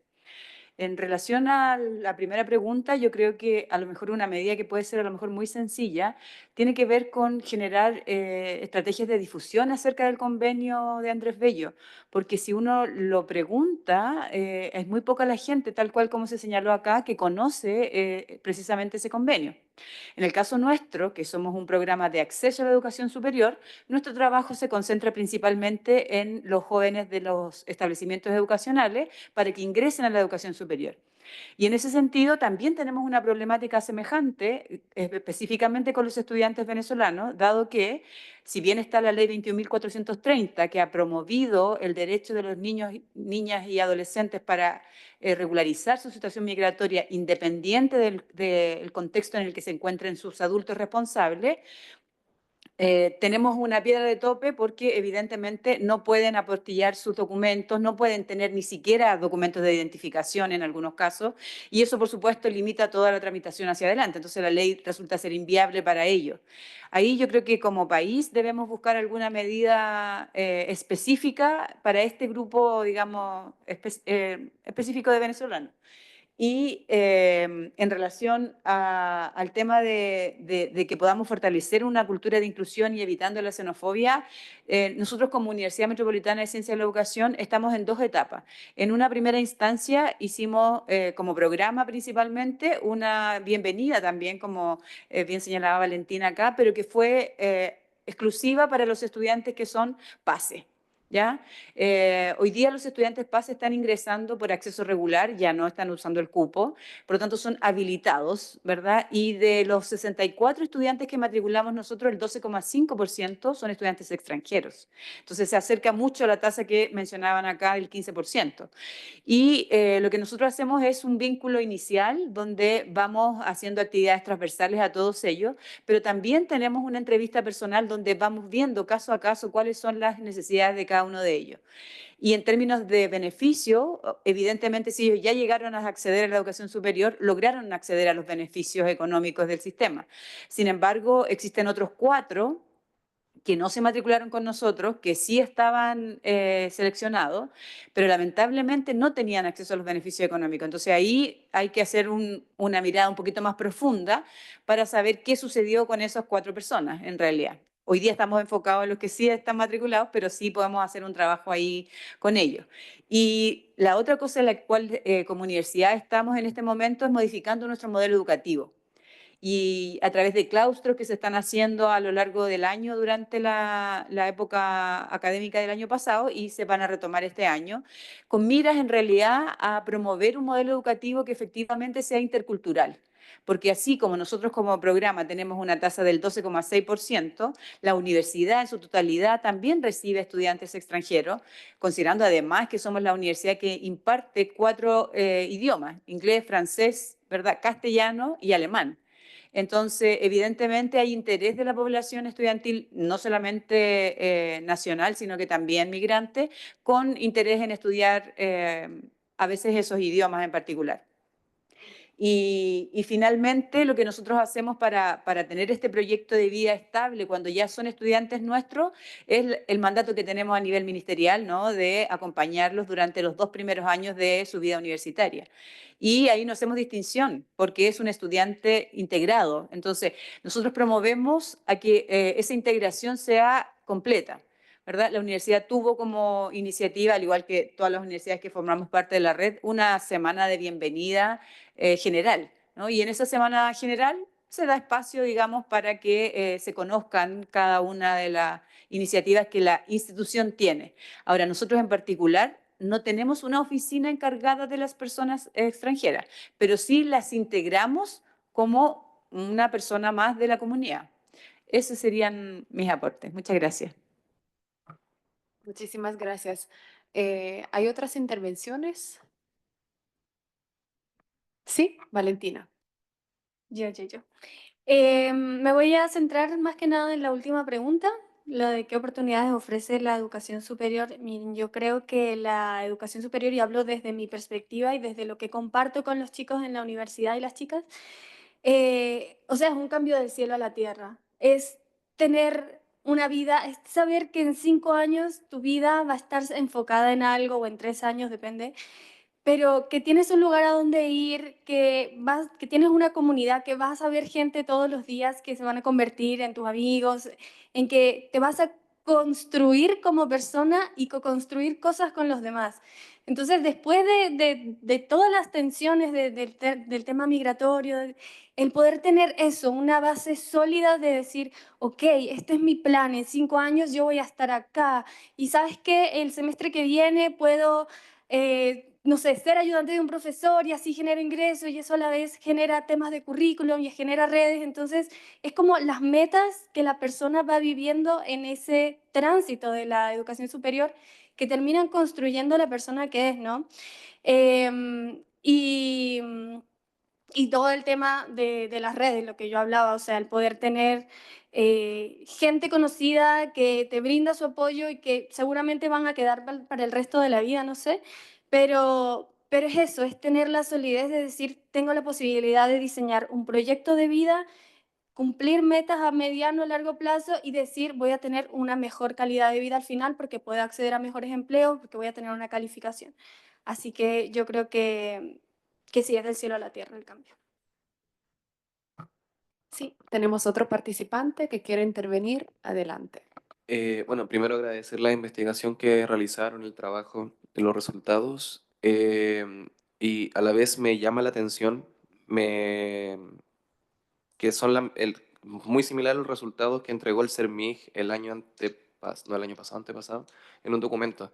Entonces, en parte igual es bueno porque la verdad es que son problemas que se pueden observar, no importa el contexto en el que está, geográfico o político, se pueden observar puntos en común, entonces se pueden llegar a acuerdos, a soluciones similares y todo, pero me gustaría centrarme en la inclusión, porque bueno, el área en el que me encargo en el PASE.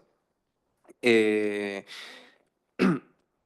eh, yo siento que falta demasiado, como ya se sabe, sobre todo porque Chile es un país súper reactivo. O sea, hace un tiempo atrás estábamos con la diversidad de género, y estábamos toda diversidad de género. Después, claro, pasó pandemia, migrantes, todos los migrantes. Pero entre medio también, por ejemplo, a los colegios los obligaron, los impusieron a que tuvieron que aceptar niños con necesidades educativas especiales. Y ahora, con lo que está sucediendo en los colegios, se está retomando esa atención de nuevo hacia la necesidad educativa especial y se está dejando de lado a los migrantes. Entonces Chile es un país, ha sido súper reactivo en ese sentido, como no ha dejado una política ni un protocolo claro, van reaccionando a medida que van sucediendo las cosas. Entonces ahora todos están, ah, no, es que los niños TEA, y es que los niños TEA, es que los niños TEA, y los migrantes quedaron de lado. Entonces es problemático porque también hay una gran población de personas migrantes con discapacidad que están en la calle, porque yo converso con venezolanos sordos y están complicados. No pueden acceder a un trago. O sea, si ya a los migrantes les cuesta un migrante con una necesidad educativa especial o con una discapacidad o condición, se le ponen más barreras todavía. Entonces siento que si bien hay avances, uno se va encontrando con más y más detalles que uno tiene que ir como trabajando, la verdad. Así que eso, más que nada quería aportar. Excelente, gracias. ¿Otros comentarios? Sí, otra participante, adelante. Sí, hola, buenas tardes. Mi nombre es Yorka Álamos, soy encargada del área de acceso del programa PASE en la Universidad de Chile y junto aquí con mis compañeras formamos parte de la red PASE de apoyo a estudiantes migrantes en la macrozona centro, que ya tiene casi 2 años, un poquito más de 1 año y medio. Para nosotros fue sumamente relevante haber participado en este estudio que hizo la UNESCO acá en Chile, porque creo que nos amplió la mirada de 2 ámbitos, tanto de los avances que logramos nosotros en este acompañamiento especial, pero también de los desafíos y todas las tareas pendientes que vienen más adelante, que no necesariamente están a nuestro alcance, pero nosotros, por ejemplo, hoy día tenemos aquí, ¿cierto?, 3 universidades, 3 regiones. eh, Nosotros, región metropolitana, ¿cierto? Pero también tenemos a Fabiola, que viene de la región del Maule, tenemos a Victoria, que viene de la región de O'Higgins. Entonces, creo que nosotros damos una muestra concreta de cómo, si trabajamos de manera articulada y colaborativa, podemos levantar instancias que sean medidas de apoyo efectivas para estudiantes extranjeros. Entonces, te cuento, Valentina, ¿cierto? El Alberto Hurtado también participa de esta red. Somos 14 universidades, entonces no es menor, somos la mitad prácticamente de las universidades PASE de todo el país. Nuestra intención es ampliarnos. Yo quiero mencionar 2 cosas más. Me parece que hoy día sí las universidades ofrecen, ¿cierto?, desde la educación superior esta posibilidad y esta oportunidad. Concuerdo totalmente con lo que tú decías, Valentina, ¿cierto? Que hay una diferencia radical respecto de cómo era antes. En el caso de la Chile, por ejemplo, nosotros tenemos una cátedra también que se llama de Racismo y Migraciones, ¿cierto?, que la dirige la profesora, la académica Jimena Po. Ellos, por ejemplo, ellas principalmente, todos los años lideran lo que se llama la Semana Migrante, ¿ya? Y la verdad es que es una instancia bien significativa. El año pasado no hicieron la semana, sino que se focalizaron en el Día del Migrante, ¿cierto? Y se hicieron varias acciones. Por otro lado, también hay una mesa técnica donde está liderada, ¿cierto?, por la Oficina de Equidad e Inclusión, donde participamos varias personas, representantes de distintas unidades y niveles, ¿cierto?, dentro de la universidad. Y nuestra función es, ya llevamos más de 1 año trabajando en eso, elaborar un informe para que eso sirva de insumo para levantar la política de estudiantes extranjeros de la Universidad de Chile. Entonces creemos que sí hay distintas acciones, oportunidades, pero yo también quiero decir que admiro profundamente lo que hace Valentina en una de las reuniones donde nosotros tuvimos en esta mesa técnica con estudiantes extranjeros de nuestra universidad de pregrado.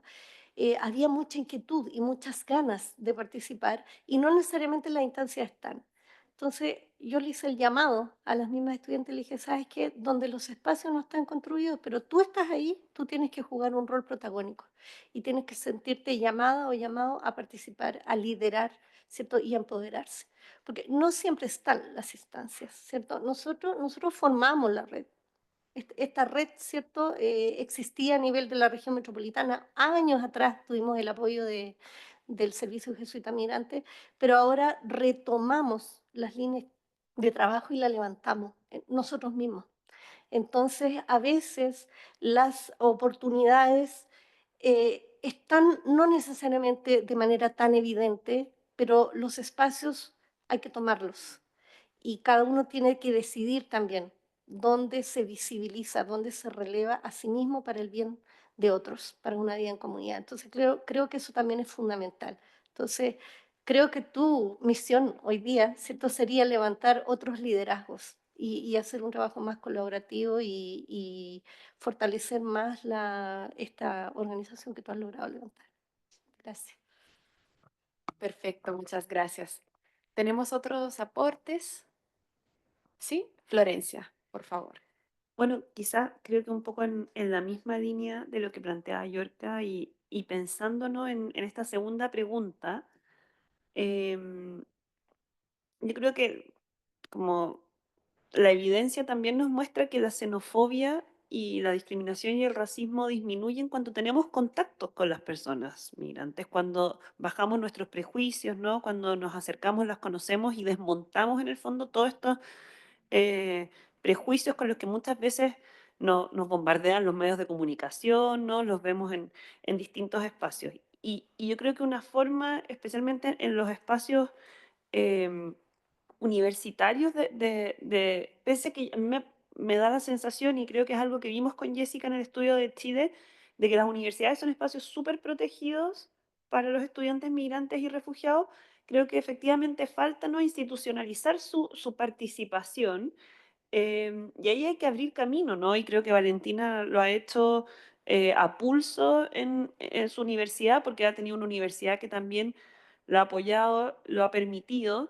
em, y creo que ese ejemplo tiene que ser em, un elemento muy relevante de intercambio para las otras universidades, ¿no? Que en el fondo quizás no se trata de crear como la ventanilla aparte para esta población, sino que realmente invitarlos a participar en todos los espacios de participación estudiantil, promover su representación, promover su organización. Algo que vimos también en el estudio de Chile fue que efectivamente, como Yorka planteaba también, hay muchos estudiantes que están ávidos de participar, o sea, que realmente quieren porque saben que dado que son poquitos, están como abriendo este camino a otros que van a venir, ¿no?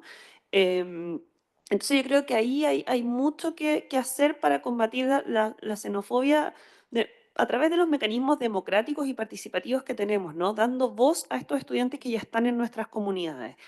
Em, y específicamente en el caso de Venezuela, cuando nosotros hicimos el estudio el año pasado, los focus group fueron muy cercanos al tiempo donde había sido la elección en Venezuela. Entonces los estudiantes estaban como muy desanimados con esa situación, muy agobiados, muy deprimidos también con lo que estaba pasando en su país, con mucha incertidumbre.